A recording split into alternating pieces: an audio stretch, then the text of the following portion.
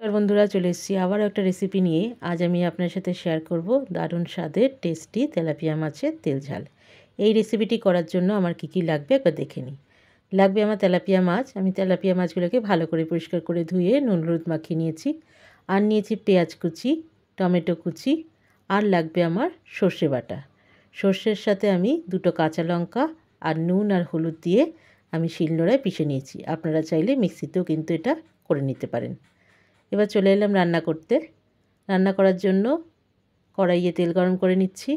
সর্ষের তেলে করব রান্নাটা। তেলটা গরম হয়ে গেছে। এখন দুটো দুটো করে মাছ দিয়ে আমি লাল লাল করে ভেজে নেব।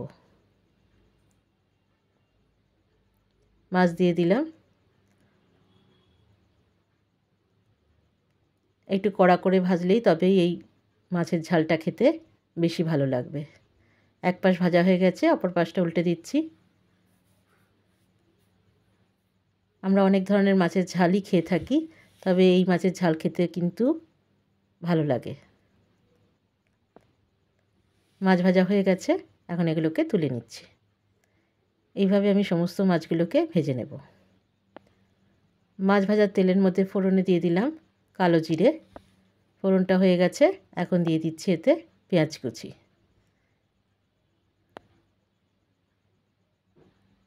পেঁয়াজটা একটু লাল লাল করে ভেজে নেব। দেখুন পেঁয়াজটা লাল লাল ভাজা হয়ে গেছে, এর থেকে বেশি ভাজার দরকার নেই। এখন দিয়ে দিচ্ছি টমেটো কুচি। টমেটো দিয়ে আবারও একটু ভেজে নিতে হবে।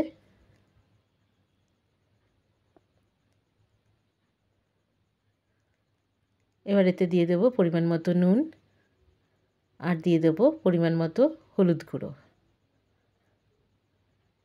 দিয়ে দেব লাল লঙ্কার গুঁড়ো। এবার গুঁড়ো মশলার সাথে ভালো করে পেঁয়াজটাকে একটু ভেজে নিতে হবে।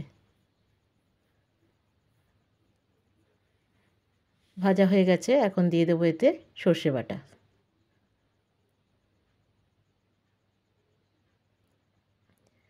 সর্ষে দিয়ে ভালো করে পেঁয়াজের সাথে কষিয়ে নিতে হবে। এখন দিয়ে দেব বাটি ধোয়া জল। ভালো করে মশলাকে কষিয়ে নিচ্ছি।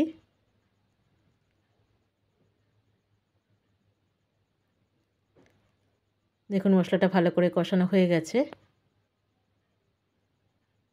এখন এতে দিয়ে দেব পরিমাণ মতো জল। খুব সামান্য জল দিলাম। এবার গ্রেভিটা ফুটে আসা পর্যন্ত অপেক্ষা করব। গ্রেভিটা ফুটে এসছে, এখন এতে দিয়ে দেব ভেজে রাখা মাছ। মাছ দিয়ে দিলাম।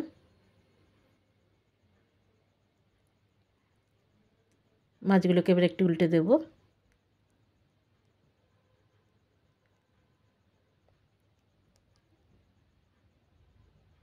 দেখুন তৈরি হয়ে গেল আমার দারুণ স্বাদের তেলাপিয়া মাছের তেল ঝাল। রান্নাটা যদি ভালো লেগে থাকে বাড়িতে অবশ্যই ট্রাই করবেন। ভালো লাগলে পরে আমাকে একটা লাইক, শেয়ার, কমেন্ট, একটা ফলো করতে ভুলবেন না বন্ধুরা। ভালো থাকবেন, সুস্থ থাকবেন। দেখা হচ্ছে পরের একটা ভিডিওয়। ততক্ষণের জন্য ধন্যবাদ।